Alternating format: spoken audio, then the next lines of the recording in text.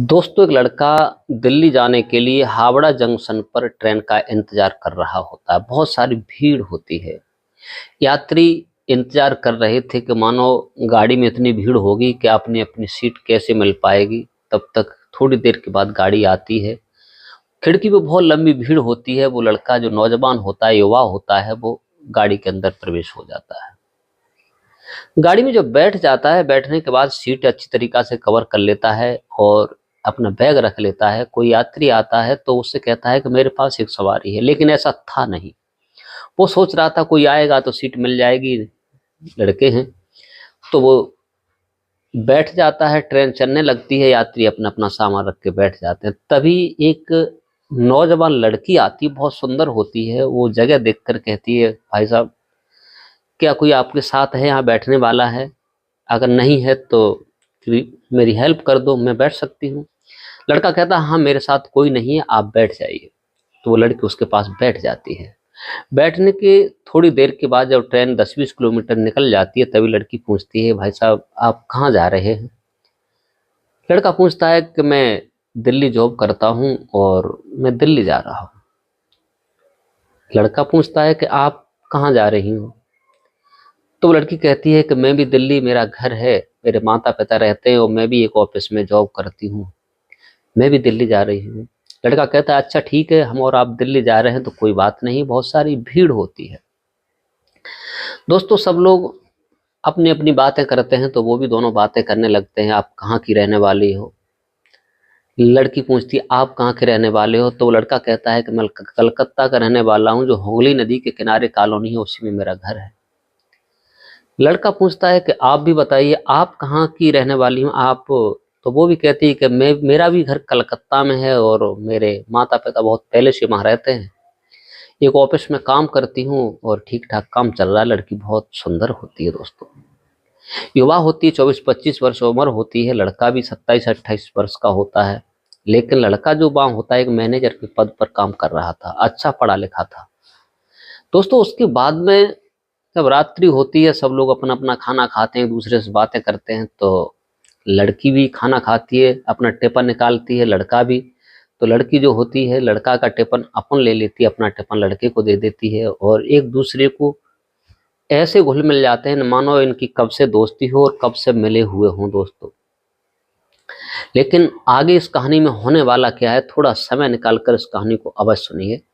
नमस्कार, प्रणाम, मैं हूं प्रेम यादव। जो कहानी तुम्हें सुनाने जा रहा हूं, ये कलकत्ता और दिल्ली के जो राजधानी एक्सप्रेस की कहानी है दोस्तों।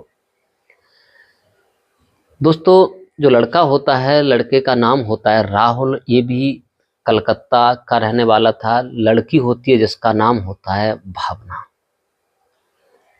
दोस्तों, लड़की भी पढ़ी लिखी थी, ग्रेजुएशन किए हुए थी। लड़का भी बहुत सुंदर था, ये मैनेजर के पद पर काम करता था। दोस्तों, आपसे निवेदन मेरा यही है, अगर हमारे चैनल पर नए हैं तो चैनल को सब्सक्राइब करें, वीडियो को लाइक करें, ताकि हमारा हौसला बढ़ता रहे। ये कहानी आपको कुछ न कुछ सिखा करके जाएगी, क्योंकि आजकल के दौर में क्या हो रहा है दोस्तों, ट्रेन का इंतजार दोनों ही कर रहे होते हैं, लेकिन लड़का पहले बैठ जाता है और लड़की भी वहां पहुंचती है तो लड़की भी लड़के के पास बैठ जाती है। चलने लगते हैं, एक दूसरे का एड्रेस पूछते हैं। तो लड़की कहती है कि मैं भी कोलकाता की रहने वाली हूँ, दिल्ली में काम करती हूँ। लड़का कहता है कि ठीक है, चलो, मैं भी दिल्ली जा रहा हूँ, मैं भी एक मैनेजर के पद पर एक कंपनी में जॉब करता हूँ। उसके बाद में दोस्तों, गाड़ी जाती है, रात्रि हो जाती है, सब लोग खाना पीना खाते हैं। लड़की अपना टिफिन उसे देती है, उसका खुद ले लेती है। खाना खाते हुए, एक दूसरे से बातें करते हुए, प्रेम मोहब्बत की बातें करते हुए आगे बढ़ते चले जाता है। रात्रि होती है तो लड़की सो जाती है, उस लड़के के कंधे पर सर रख करके। जब लड़का सोता है तो लड़की अपनी गोद में उसका सर रख के सुला लेती है। जग जाते हैं, बहुत सारी बातें करते हैं, एक दूसरे का एड्रेस ले लेते हैं, एक दूसरे का नंबर ले लेते हैं, क्योंकि लड़की इतनी खूबसूरत थी, लड़का भी इतना सुंदर था कि एक दूसरे को इंतहा प्रेम करने लगते हैं। लड़की जो थी, पढ़ी लिखी थी और होशियार भी थी, लड़का भी पढ़ा लिखा था। तो उसने सोचा कि अगर ठीक है, अगर दोस्ती प्यार में बदल जाएगी तो शादी भी हो जाएगी। इस प्रकार से दोनों ही बातें करते हुए और अपने दिल्ली का सफर उनका पास हो जाता है।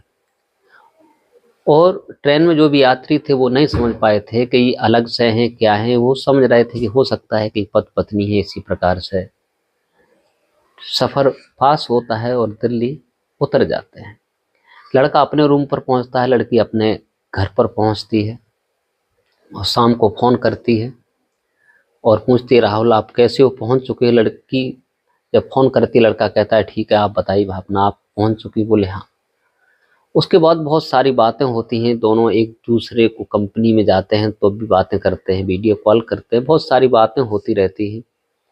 धीरे धीरे यही पता नहीं चलता है कि क्या है क्या नहीं, अब एक दूसरे के प्यार में दोनों खोए हुए होते हैं। यहाँ तक होता है कि उनकी शादी संबंध तक की बातें चलने लगती हैं। तो लड़की कहती है अगर तुम्हारे घर वाले एग्री हों तो शादी का इजहार किया जाए, लेकिन लड़का कहता है कि लव मैरिज नहीं अरेंज मैरिज होगा, घर वाले अगर कहते हैं तो हम शादी कर लेंगे। लड़की कहती है ठीक है।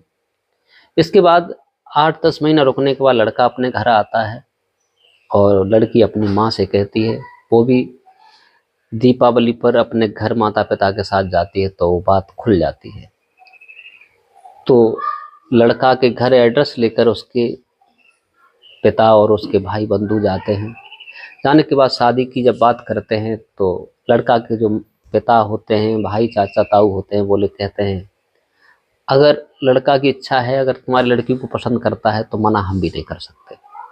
दोस्तों शादी एक रीत रिवाजी से, जैसे घर के द्वार चाल के हिसाब से होती है, वो शादी तय हो जाती है।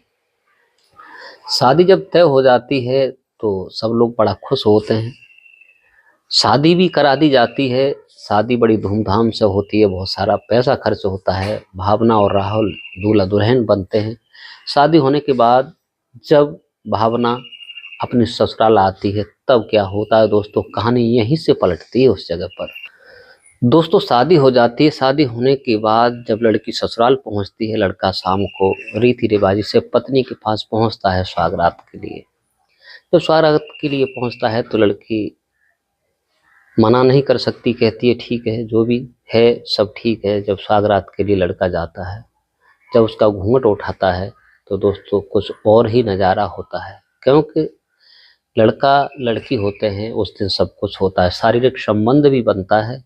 लेकिन दोस्तों लड़की जो होती है, जब लड़का उसके पास जाता है जो मन की इच्छा पूरी करने के लिए, लेकिन वो निराश हो जाता है। निराश ये हो जाता है कि लड़की जो होती है वो किन्नर होती है और वो लड़का कुछ नहीं कहता। पत्नी कहती है आखिरकार क्या हुआ राहुल, तब वो कहता है कि मैं क्या कर सकता हूँ, आप एक लड़की नहीं हो, आप तो एक किन्नर हो। लेकिन उस लड़की को भी ये नहीं पता था कि हकीकत में मैं किन्नर हूँ, इतनी उसे जानकारी नहीं थी।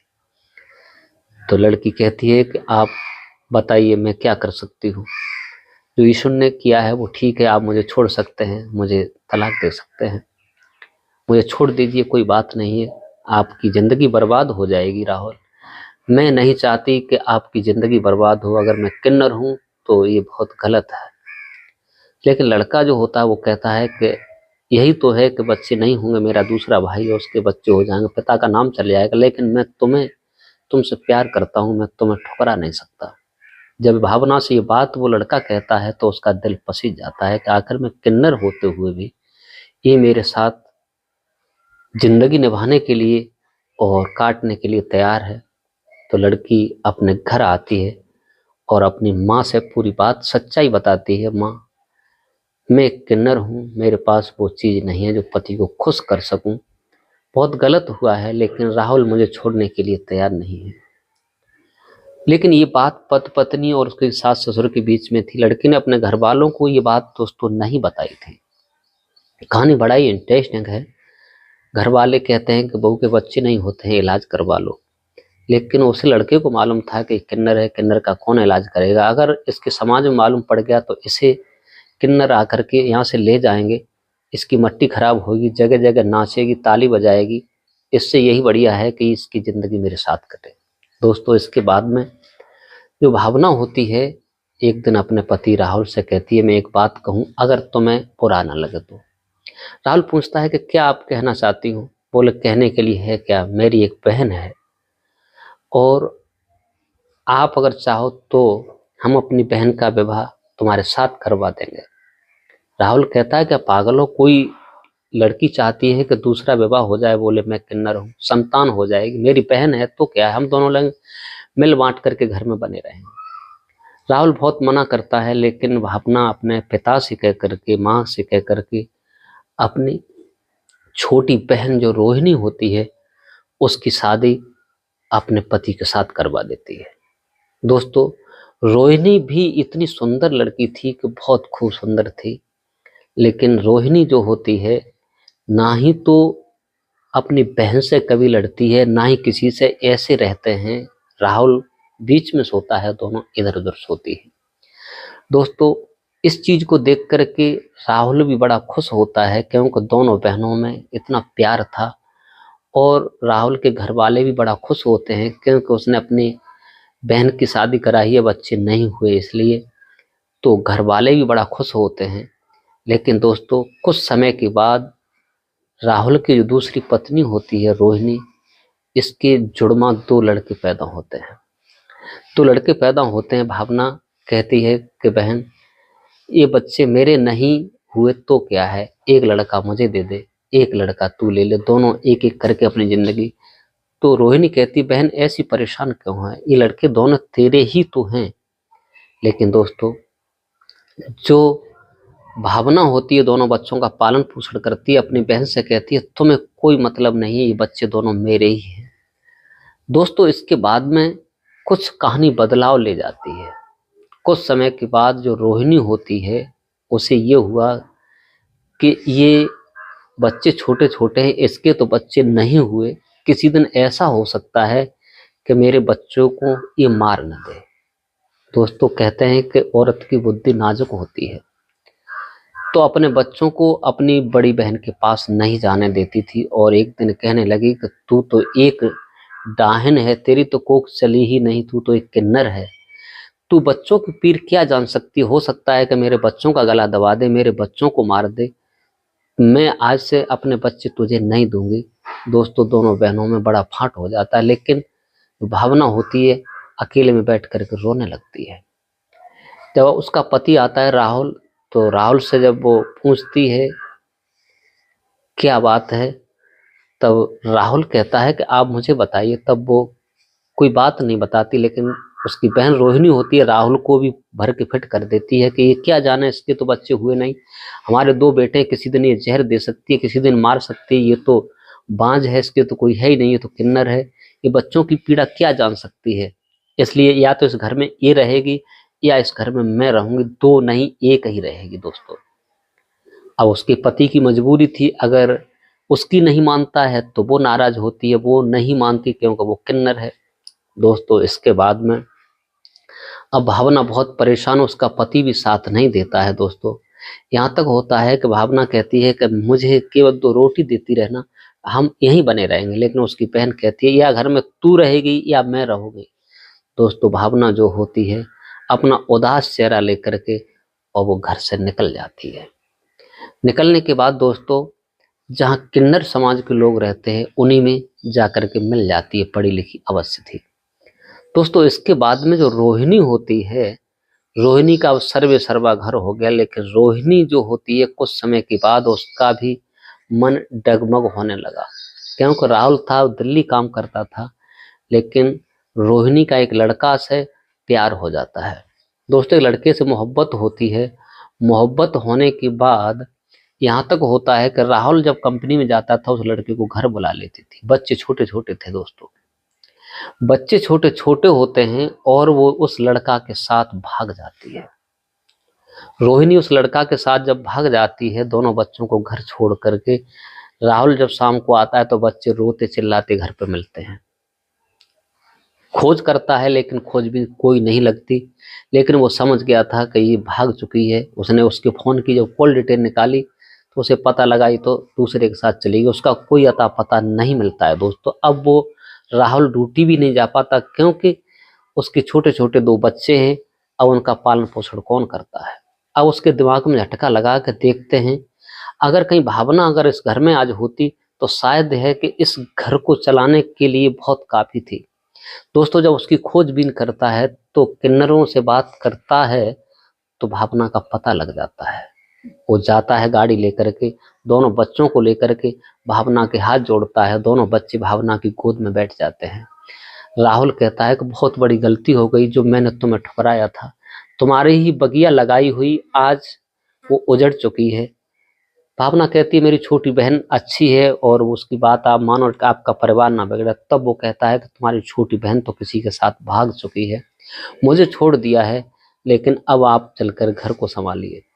दोस्तों, भावना जब देखती है कि हकीकत है तो वो उसके साथ घर पे आती है। घर आने के बाद दोबारा से फिर उस जिंदगी को जीने लगते हैं। इधर वो लड़का जो होता है उसे भगा के ले गया था, वो भी उसे छोड़ देता है और दूसरी लड़की के साथ चला जाता है। अब वो दर बदर ठोकरें खाती है। रोहिणी जब दोबारा उस घर की तरफ आती है, लेकिन राहुल जो होता है बिल्कुल मना कर देता है। आपकी इच्छा हो वहां चली जाओ, आप जैसी कोई ना गंदी औरत नहीं है, गंदी औरत नहीं, क्योंकि आप जैसा चांचलन किसी का नहीं है। तुमने अपनी बहन को पहले ठुकराया था, मेरे पास कोई जगह नहीं है। वो धक्के मार के घर से बाहर निकाल देता है, क्योंकि पहले से उसके 2 बेटे थे। दोस्तों, उसके बाद में वो मूड पटकती है, फिर अपने जी चाहे जहाँ चली जाती। दोस्तों, उसका कोई अता पता नहीं होता। दोस्तों, इस कहानी को सुनाकर किसी को परेशान करना नहीं, किसी का दिल दुखाना नहीं, केवल आप लोगों को जागरूक और सचेत करने का मेरा उद्देश्य है। अगर हमारी कहानी अच्छी लगी हो तो कमेंट सेक्शन में अवश्य बताइए और चैनल को सब्सक्राइब करें, वीडियो को लाइक करें ताकि हमारा हौसला बढ़ता रहे। आज के लिए बस इतना ही। नमस्कार, जय हिंद, जय भारत। मिलते हैं नेक्स्ट वीडियो में, तब तक के लिए राधे राधे।